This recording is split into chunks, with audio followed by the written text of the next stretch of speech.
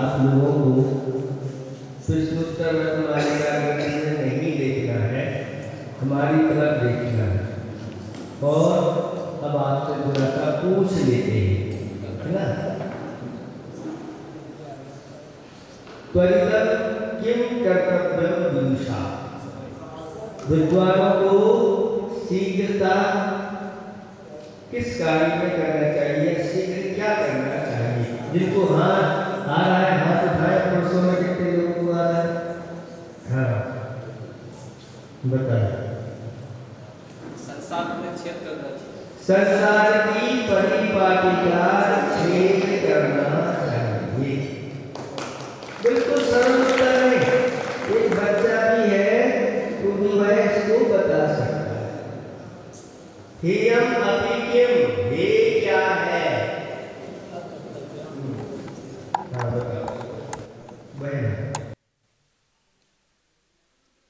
ये बहन। हाँ गुरु वैणम, अब संस्कृत में उत्तर दो। हेयम अपि किम, तो गुरु वैणम गलत, इनका उत्तर बैठ जाओ। चलो और कोई बताओ। हाँ हे क्या है, बैठ जाओ, इनका उत्तर बिल्कुल गलत है। हाँ अकार्यम, है ना, अकार्य जो नहीं करने योग्य है वह हे है। गुरु के वचन हे हो जाएंगे तो उल्टा हो जाएगा, सोच समझ करके बोलो, नहीं तो गड़बड़ हो जाए। पथि अदनम किम, पथि माने मार्ग में, कलेवा क्या है, मोक्ष मार्ग में। हाँ है धर्म, धर्म मोक्ष मार्ग में कलेवा है।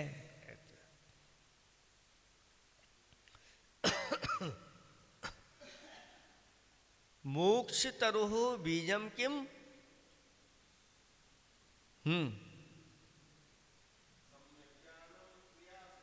सम्यक ज्ञानम क्रिया सहितम मोक्ष तरोह बीजम, मोक्ष रूपी वृक्ष का जो बीज है वह सम्यक ज्ञान सहित आचरण ही है।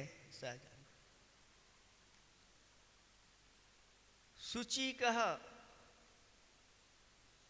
पवित्र कौन है, सब पुस्तक में देख रहे हैं, सब पुस्तक में देख करके नहीं मान होगा, है ना। जो नहीं देख रहे हैं उन्हीं से पूछेंगे। हाँ बताओ। जिसका मन पवित्र है, जिसका मन शुद्ध है वही पवित्र है। पंडितः कहा, पंडितः कहा, हाथ उठाओ। हाँ विवेकी ही, पंडित कौन है, विवेकी ही। विषम किम, विष क्या है। हाँ बताओ उधर पीछे पीछे।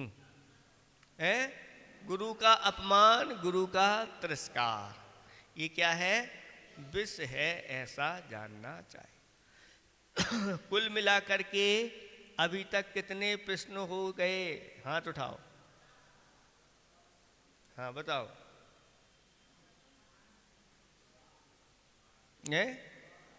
9, बैठ जाओ। हाँ माता। हाँ 6, बैठ जाओ। 8, 7,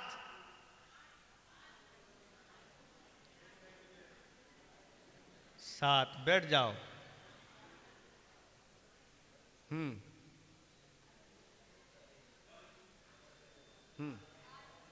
8, इनका उत्तर बिल्कुल सही है।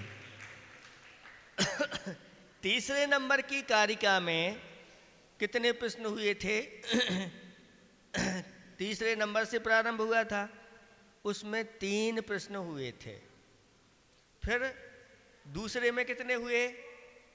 2, 5, और चौथे में 4, 9 हुए। 8 वाला ठीक नहीं, इनका भी ठीक नहीं।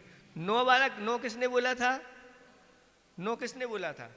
जिन्होंने 9 बोला है उनका उत्तर बिल्कुल ठीक है। पहले में तीन थे ना, पहले में तीन थे। उपादेय क्या है, हे क्या है, और गुरु कौन होते हैं। दूसरे में प्रश्न की, चौथे नंबर के में विद्वानों को शीघ्र क्या करना चाहिए। फिर इसके बाद संसार मोक्ष का वृक्ष का बीज क्या है, ये दो इसमें है, और इसमें चार है, यानी 9 वाला उत्तर ठीक है। इनका उत्तर भी 8 नहीं, हमने उसमें 2 समझा। इस तरह से अभी 9 प्रश्न अपने हो चुके हैं। ये तैयार करके रखना, किसी दिन भी परीक्षा आपकी हो सकती है। ऐसा नहीं कि परीक्षा महाराज बता दो किस दिन होगी, परीक्षा तो किसी दिन भी आपकी हो सकती है। क्योंकि ये जो है ना, ये सामान्य प्रश्न नहीं है, ये विशेष हैं। इनको तो अपने जीवन में उतार के चलो। इनको प्रति समय हम इतने धीरे धीरे पढ़ा रहे हैं, इसलिए पढ़ा रहे कि ये याद कर ले, इनको जल्दी याद नहीं होता। तो अभी तक हमने 5 ही श्लोक पढ़ा है। अगर आप फटाफट प्रति दिन, इससे हम तो एक ही दिन में पूरी पढ़ा देंगे, अगर आप तैयार कर लो तो। बोलो है महाराज, ये 5 ही तो अब तैयार नहीं कर पाए अभी तक आप लोगों ने।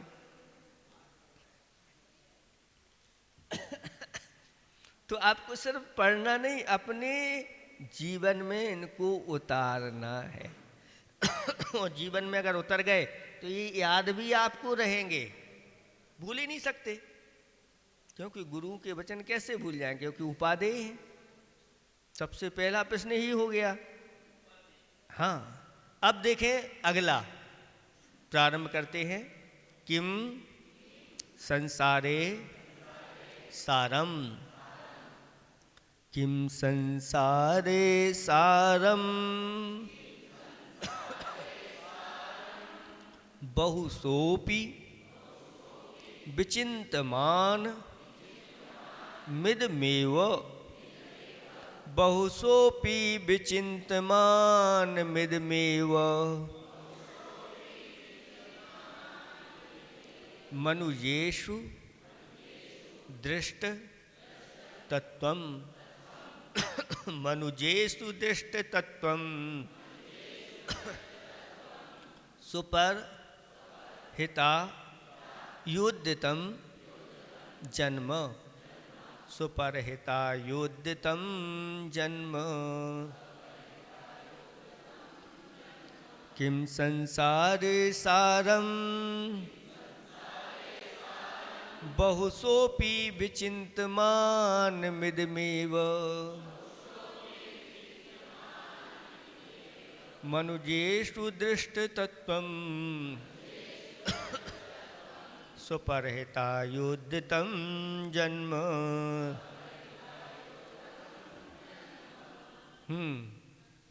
पढ़ो।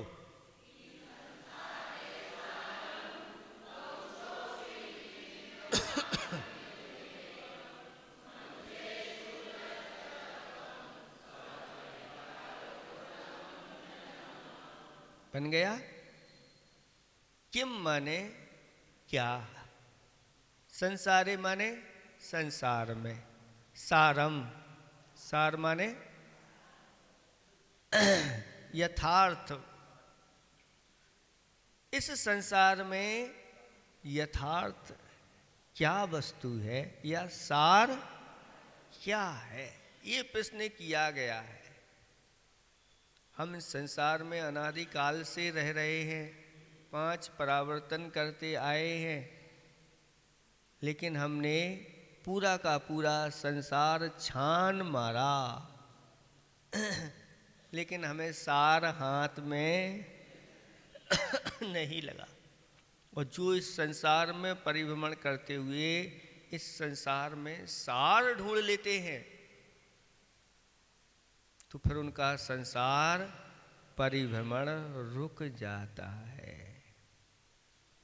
इसलिए यहाँ पर प्रश्न किया जा रहा है कि इस संसार में कुछ सार है कि नहीं।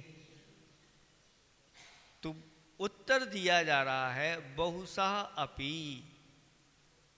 क्या कह रहे हैं, बहुबारेण, बहुसा यानी बहुबार, अनेकों बार विचिंतमानम, विचिंतमानम यानी विचार करके, अनेकों बार विचार करके, इदम एव यही हमने सार निकाला है।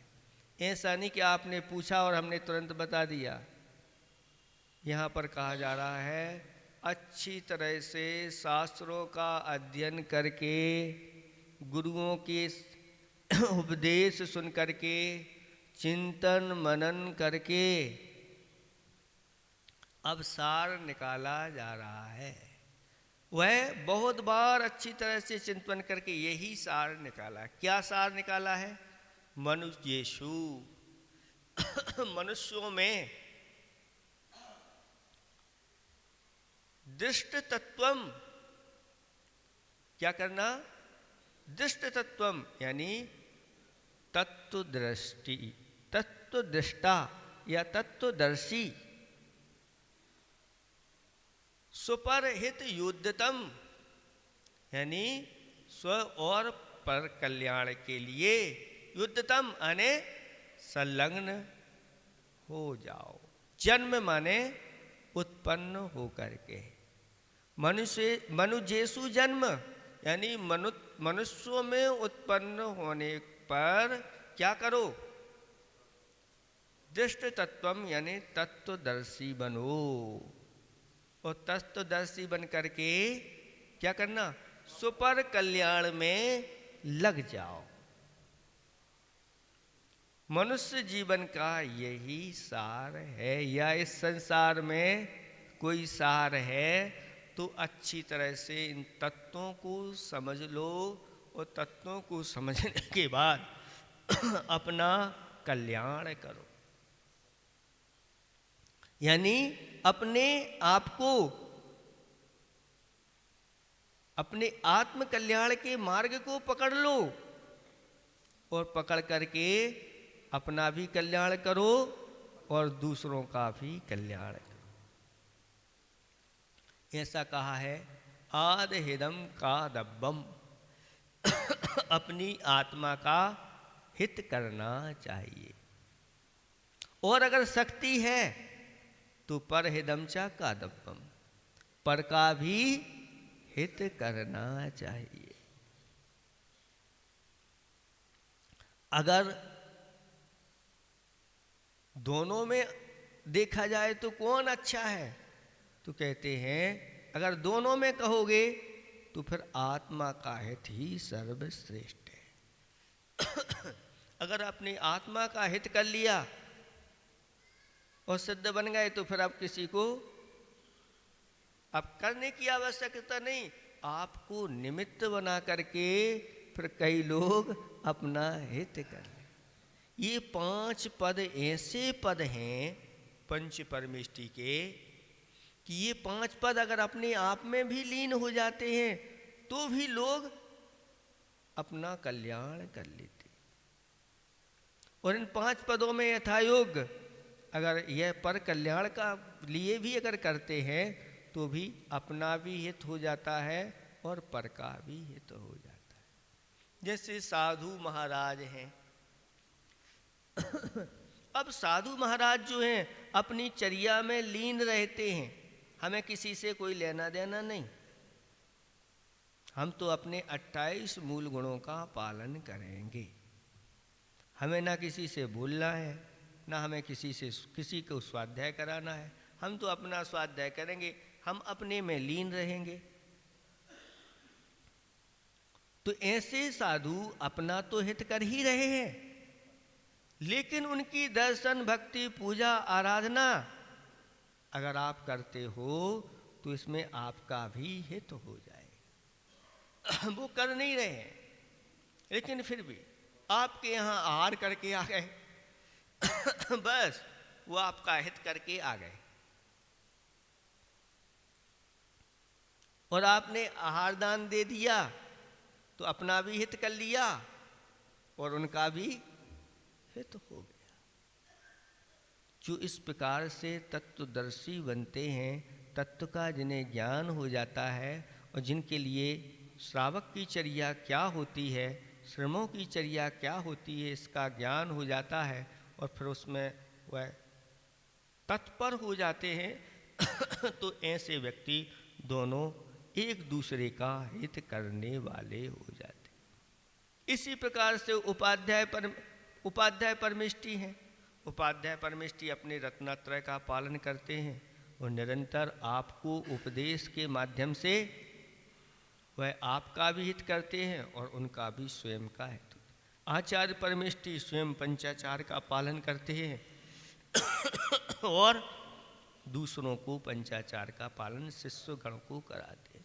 यही उनका सुपर हित कहलाता है, अपना भी हित साथ साथ में।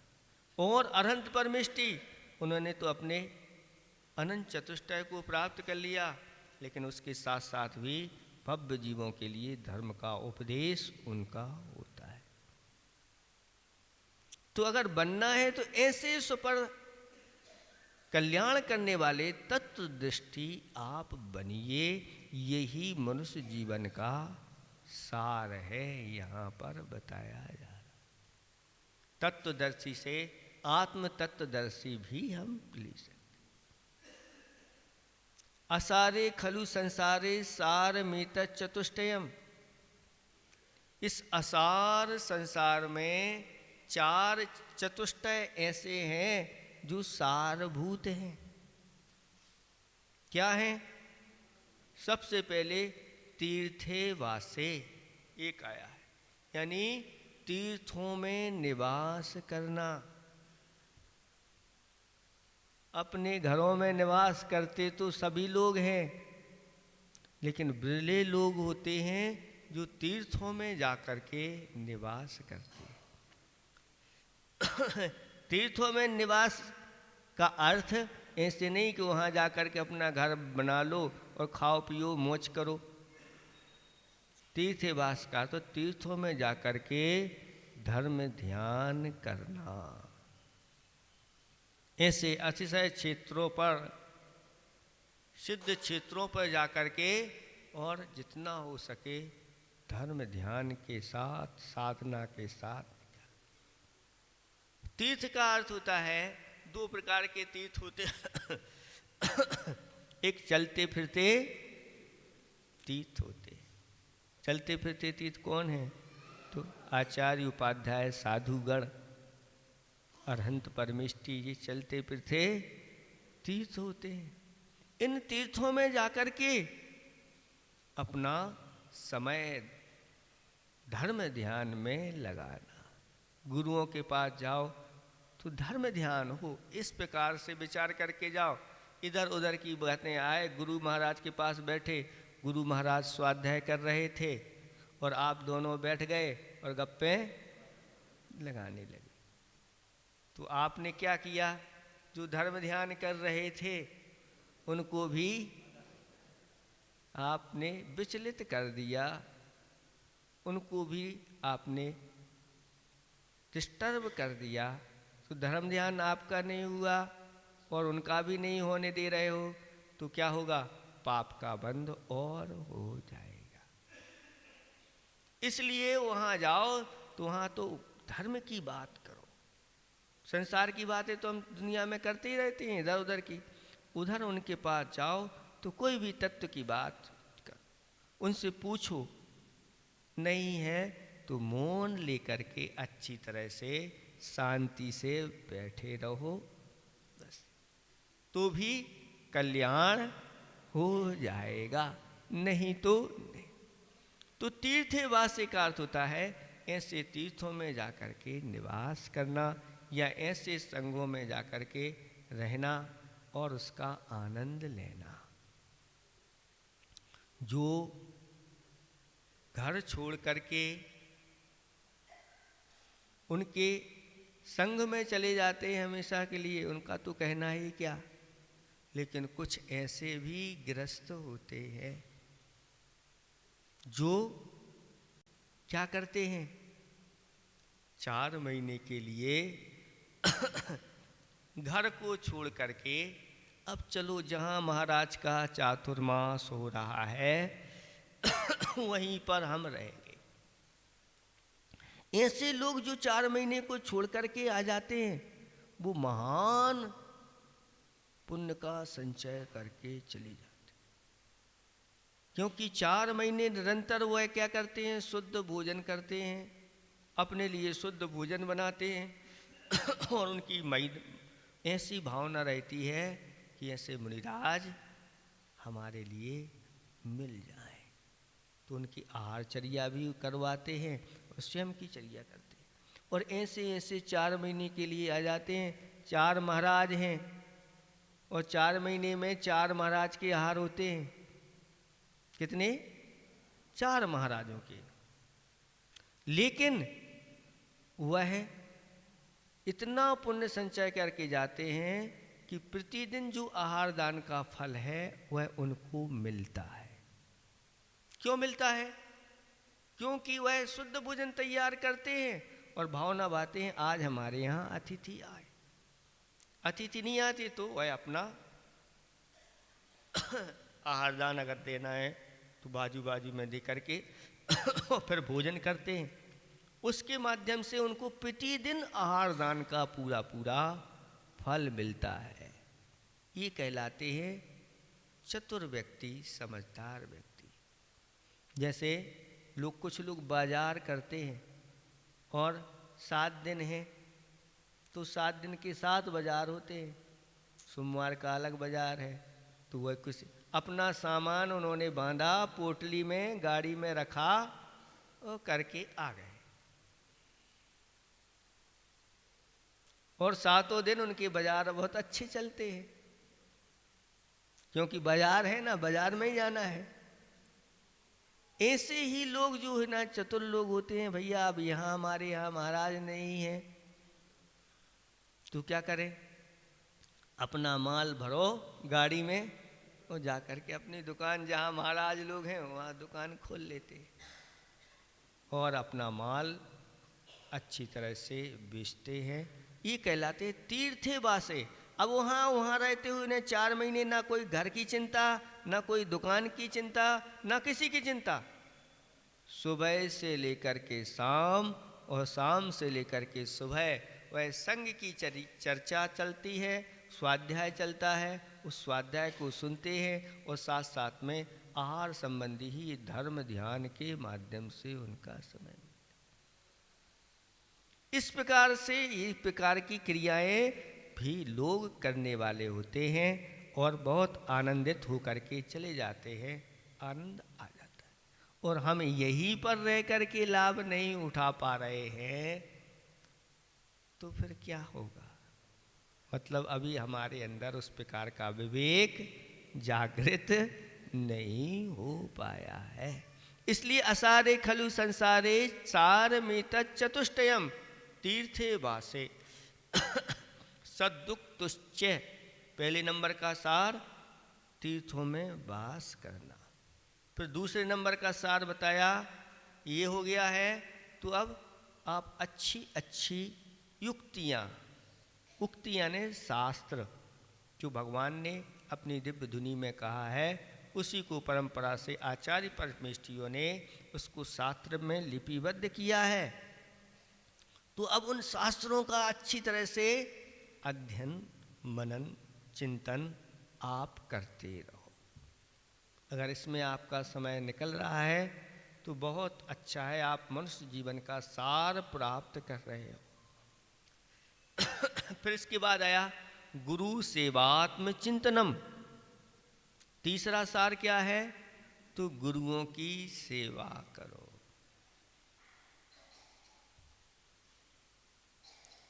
अगर ये कर रहे हो तो बहुत अच्छा सार, मनुष्य जीवन का सार आपको प्राप्त हो रहा है।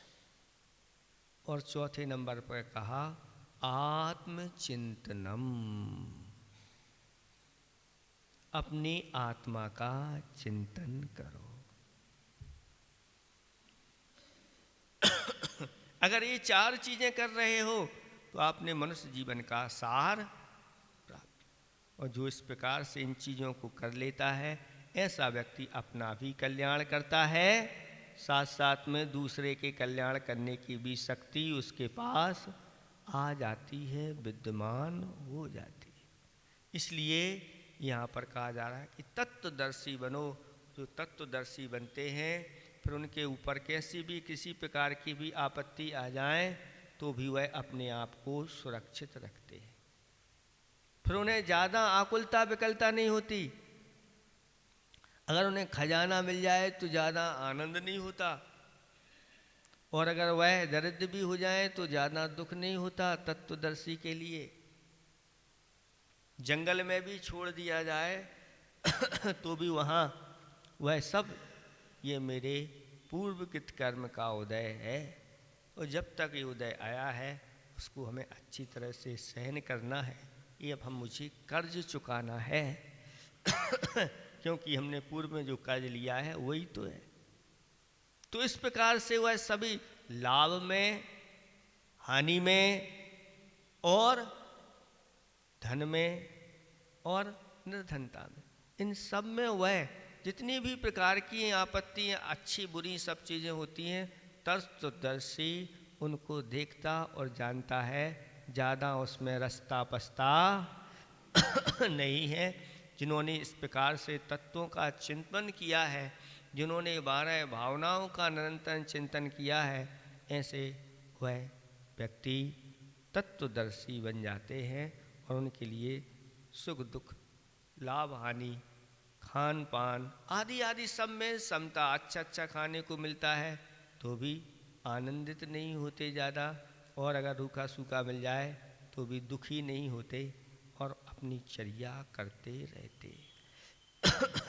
इसलिए ये वृत्ति अपने अंदर आ जाए तो समझ लेना कि संसार का सार हमने प्राप्त कर लिया। वो मनुष्यों को गृहस्थ जीवन में भी आ सकती है और साधु बन करके भी आ सकते, लेकिन साधु बने हो, सच्चे साधु बने हो तो ही आ पाती है, नहीं तो नहीं आ पाती। एक बार एक ऐसे ही कथा पड़ी थी कि एक राजा साधु महाराज बन गए, जटाजूटधारी, और एक उन्होंने लंगोट अपने जीवन में रखी और कुछ नहीं, और उन्होंने खूब तपस्या की,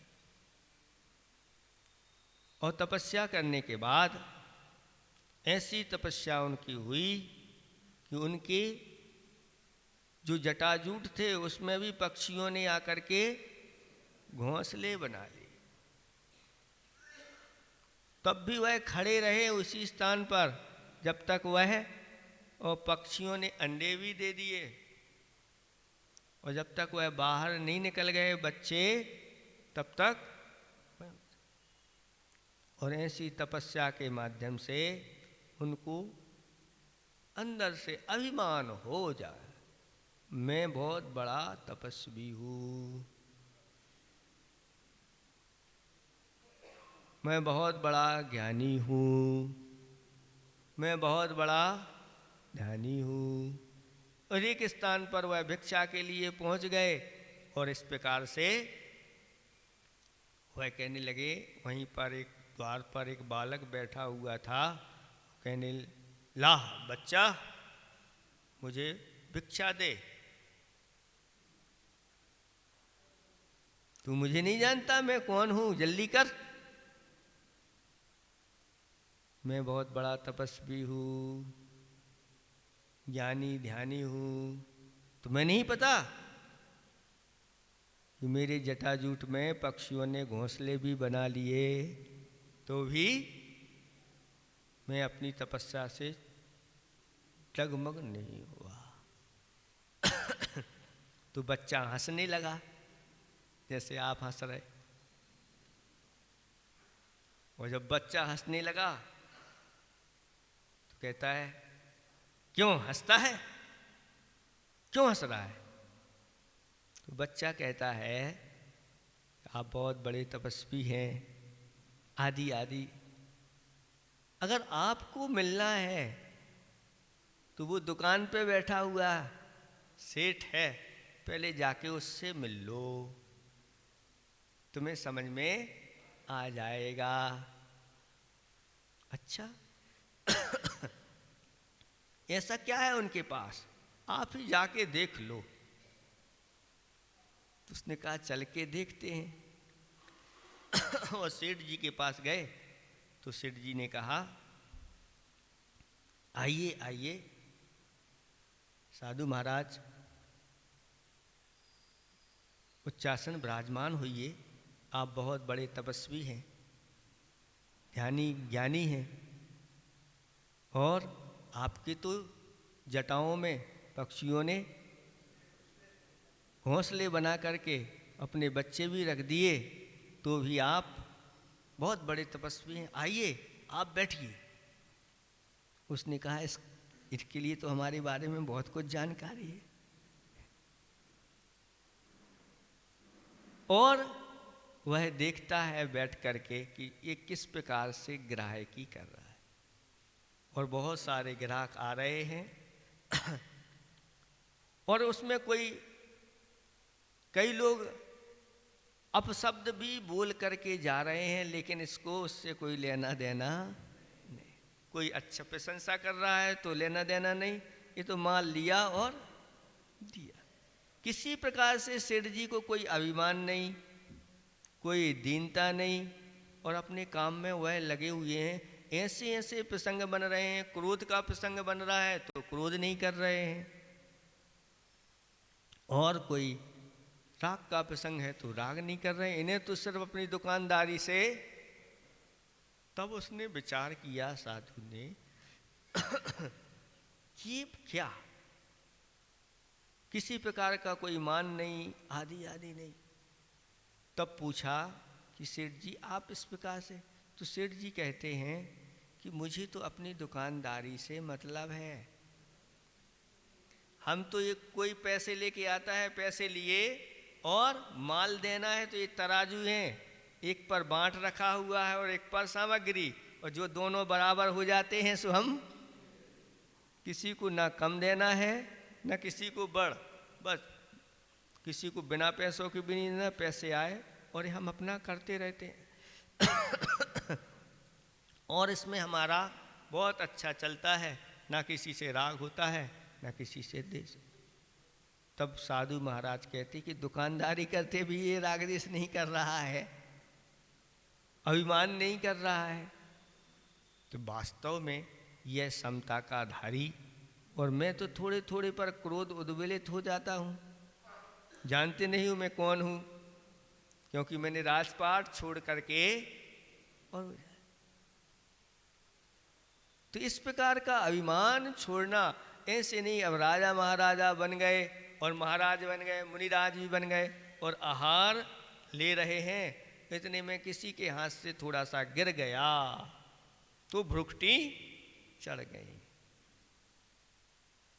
अगर महाराज नहीं होता तो तुम्हारी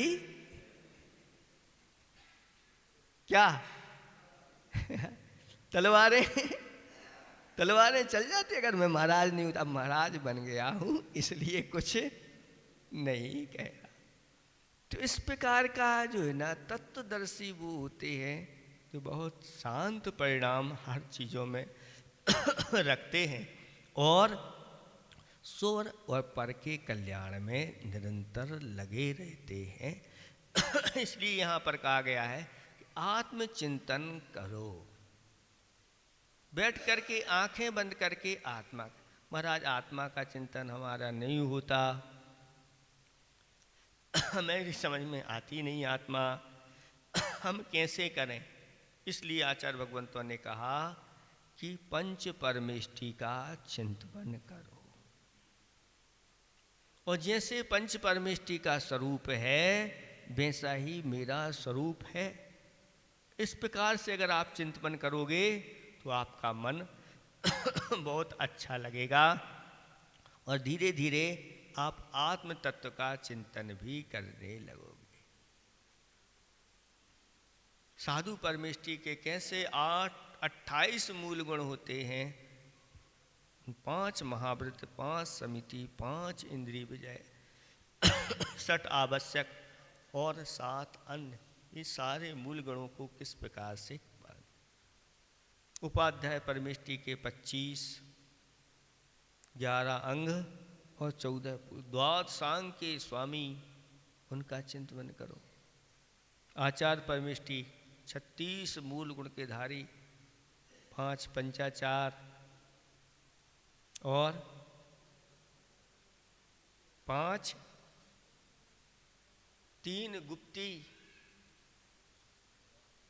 5 12 व्रत, 12 तप, 10 धर्म, 22 और 5 27 और 6 आवश्यक, 33 और 3 गुप्तियाँ, इनके बारे में चिंतन करते हैं। फिर आगे जाकर के अरहंत परमेष्टि के 46 मूल गुणों का, फिर इसके बाद सिद्ध परमेष्टि। जब ये तो हमने दिखाई देने वाले हैं, तब इनका चिंतन करते चले जाते हैं। तो अंत में सिद्ध भगवान जो नहीं दिखाई देने वाले हैं, जो सभी प्रकार के कर्म मल से रहते हैं, ऐसे उन सिद्धों का जैसा स्वरूप है वैसा ही स्वरूप मेरा भी है। शक्ति रूप से वह स्वरूप मेरे अंदर भी विद्यमान है। ऐसे उस शुद्ध आत्म तत्व का बार बार चिंतन करो, मनन करो, और जो इस प्रकार से करते हैं उन्होंने, समझ लो, इस मनुष्य जीवन का सार प्राप्त कर लिया। और अगर मुनिराज बन गए हो तो मुनिराज की जो चर्या होती है उसको आचार्य भगवंतों ने व्यवहार मोक्ष मार्ग और निश्चय मोक्ष मार्ग कहा है। जब मुनिराज ध्यान में लीन होते हैं उस समय वह निश्चय मोक्ष मार्ग में स्थित हो जाते हैं, और जब मुनिराज बाहर आते हैं अपने 28 मूल गुणों का पालन करने लग जाते हैं, तब उनका वह व्यवहार मोक्ष मार्ग कहलाता है। उसी व्यवहार मोक्ष मार्ग में दया करुणा करके आप सबके ऊपर धर्म का उपदेश देते हैं। यही उनकी क्रिया सुपरहित योद्दत्त कहलाते, यानी स्वयं और पर के हित में जो निरंतर संलग्न रहते, जिसके माध्यम से उनका भी स्वाध्याय होता है और आपका भी स्वाध्याय होता है। वही स्वाध्याय कौन है? तो कहते तप के अंतर्गत। कहीं कहीं आगम में तो आचार्य भगवंतों ने कहा कि वर्तमान में स्वाध्याय ही ध्यान है, क्योंकि ये पंचम काल है, मन बहुत चंचल है, स्थिर नहीं हो पाता।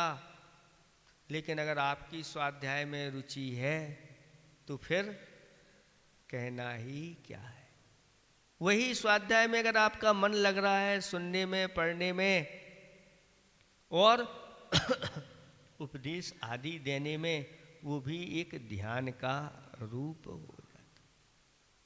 और कहीं कहीं तो अगर हम अपने आवश्यकों का पालन कर रहे हैं तो भी उसमें भी स्वाध्याय गर्भित हो जाता है। और आचार्य श्री कहते हैं कि वह तो स्वाध्याय का फल है।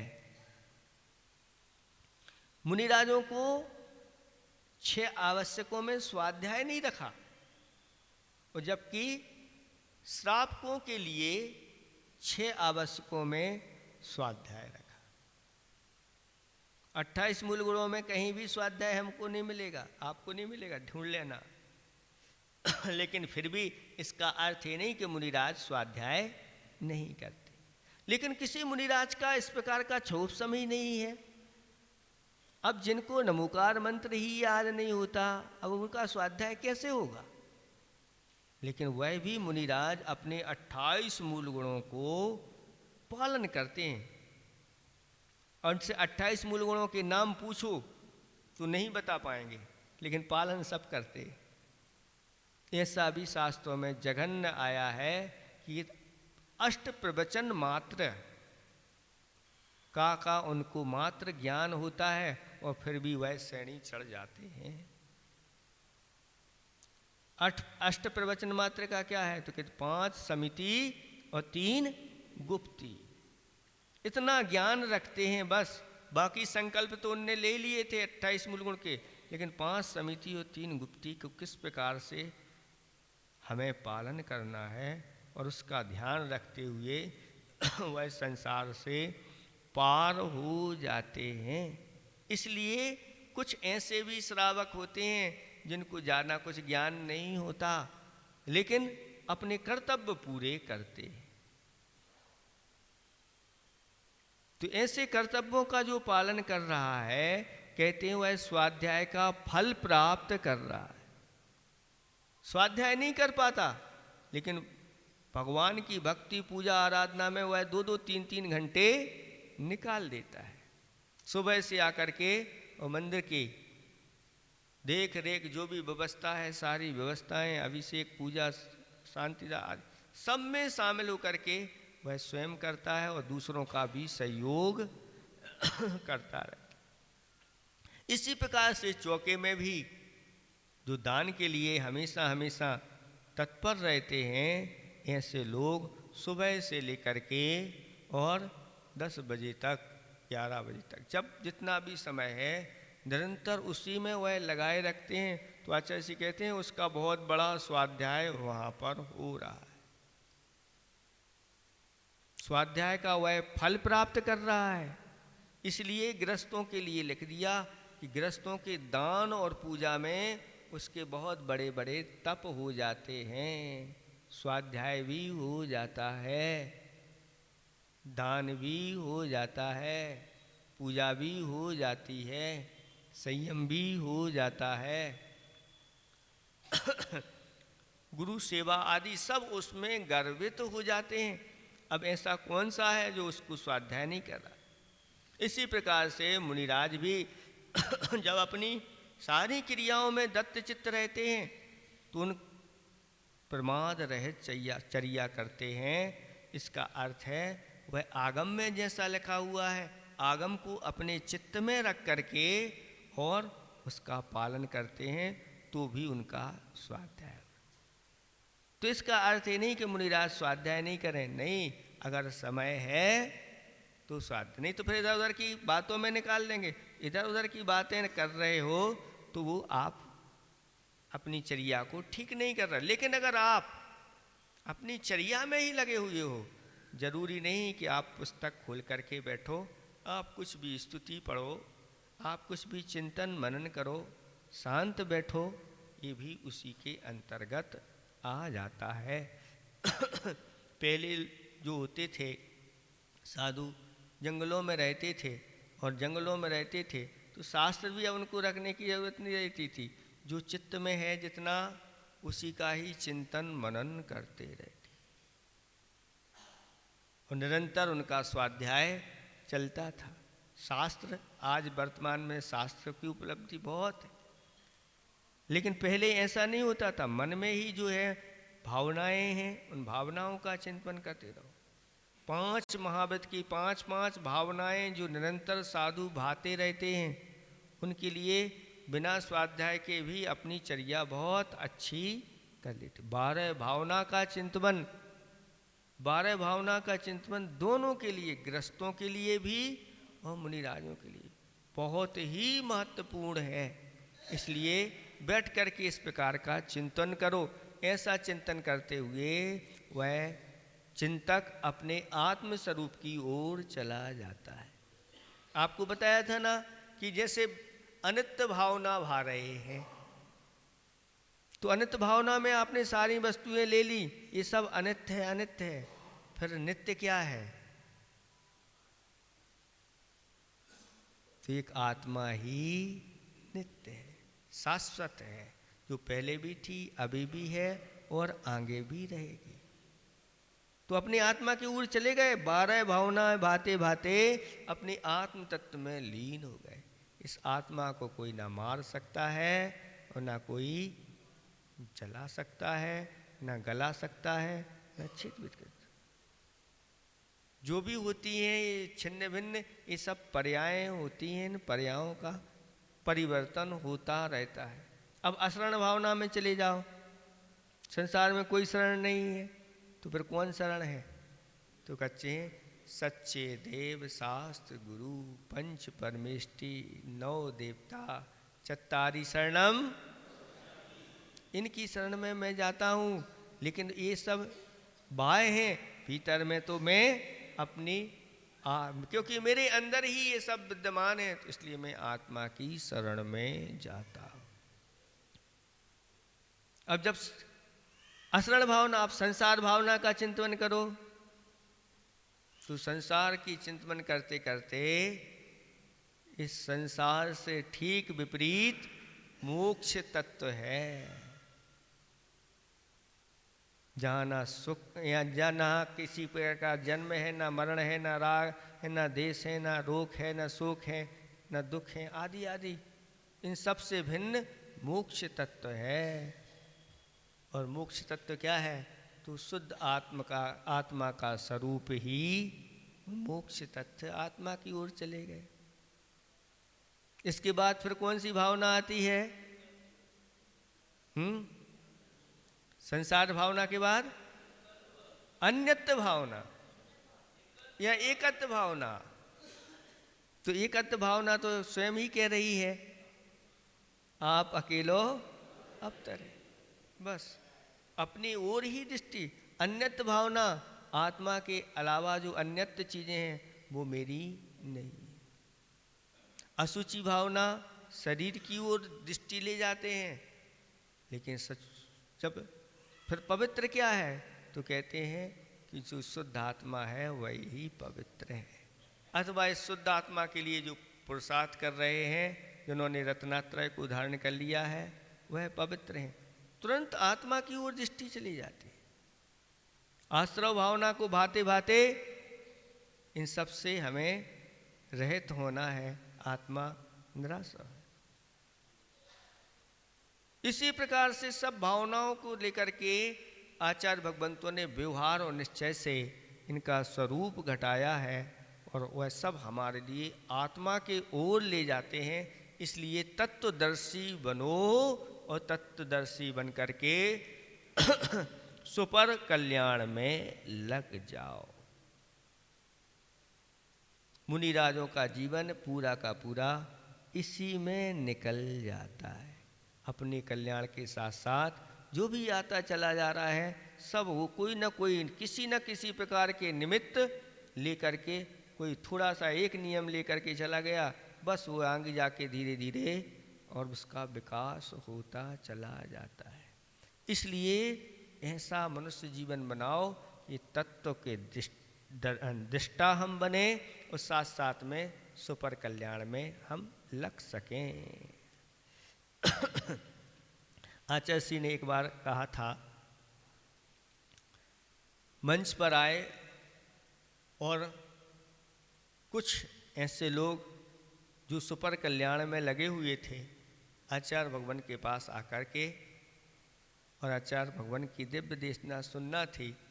वो उस दिन वैसे आचार्य श्री का उपवास, आचार्य श्री अपने ध्यान आदि में लीन रहते थे, लेकिन अब लोग बाहर से आए हैं तो उनको देना है। तो उन्होंने प्रवचन में बहुत अच्छी पंक्तियां कही थी कि वैसे तो साधु, वैसे तो संत अपने में रहते हैं, लेकिन जब बाहर आते हैं तो अपने वालों के साथ हो जाते हैं।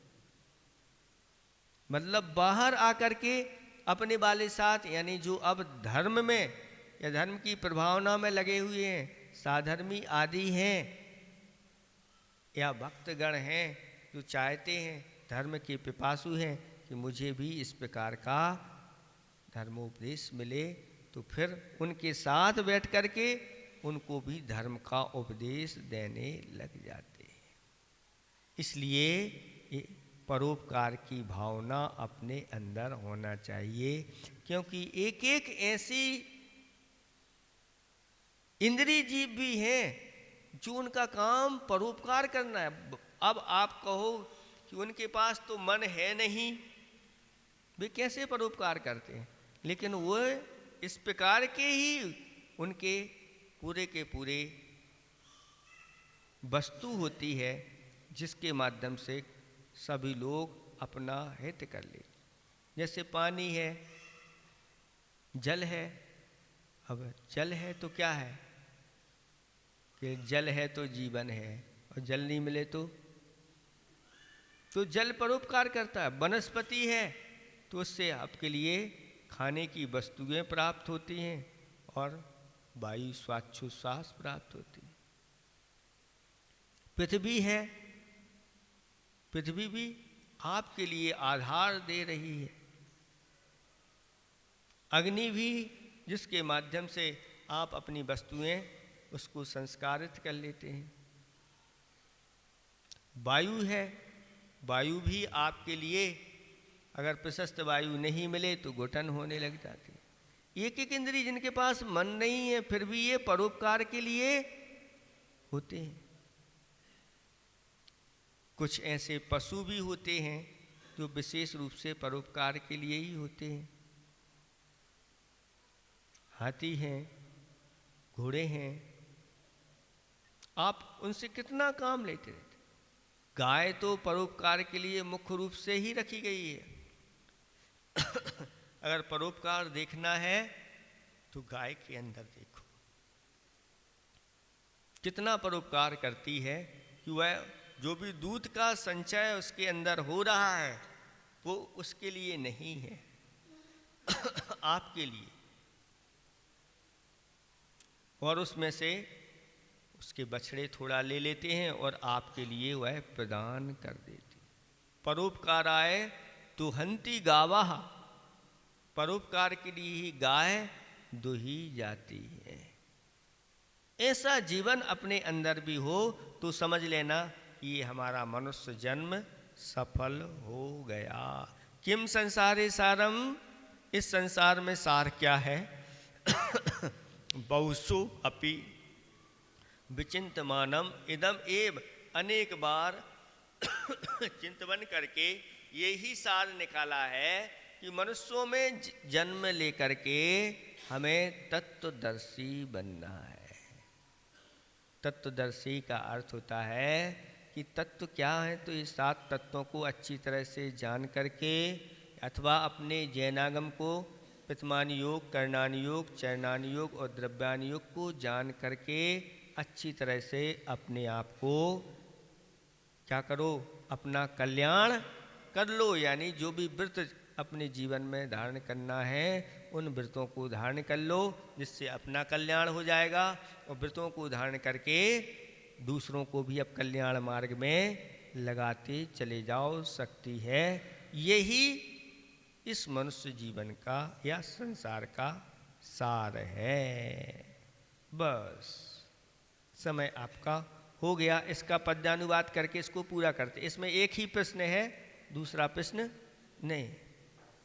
इस अपार संसार सदन में सार रहा क्या भविजन को, सोचा बहुत विचारा मैंने, पाया जो सुन लो उसको।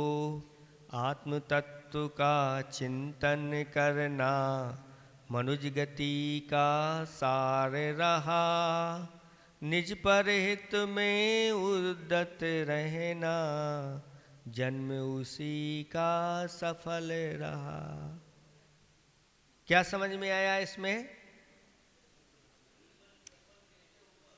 तत्वदर्शी यानी अपने आत्म तत्व का चिंतन करना, और इस चिंतन करते साथ अपने आप को है ना चारित्र में संलग्न करना, और संलग्न करते हुए स्वयं और पर का कल्याण करना।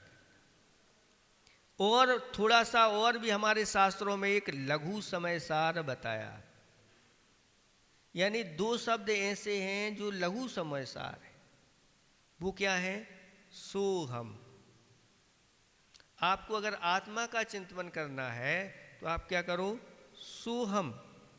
सो माने वह, अहम माने मैं, जो शुद्ध आत्मा है वही मैं हूं, अथवा जो शुद्ध आत्माएं हैं वही मैं हूं। बस आप अपने शरीर को स्थिर करो, हाथ पर हाथ रखो, और धीरे धीरे श्वास आ रही है और जा रही है। उस श्वास के साथ आप सो हम करिए, यानी श्वास अंदर गई तो मन से सो, और निकल रही तो हम। और भावना क्या करना, जो परमात्मा है, शुद्ध परमात्मा है, वही मैं हूँ। बस इसके अलावा और कोई दूसरी चीज नहीं आना चाहिए।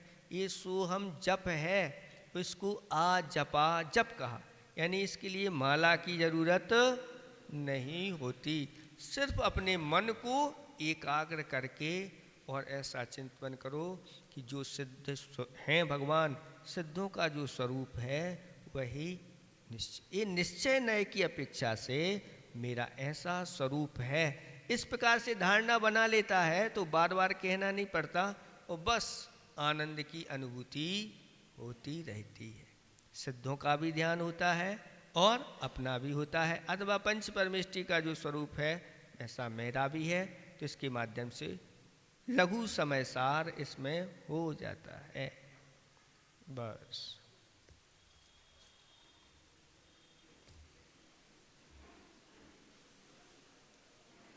बोलो। जल चंद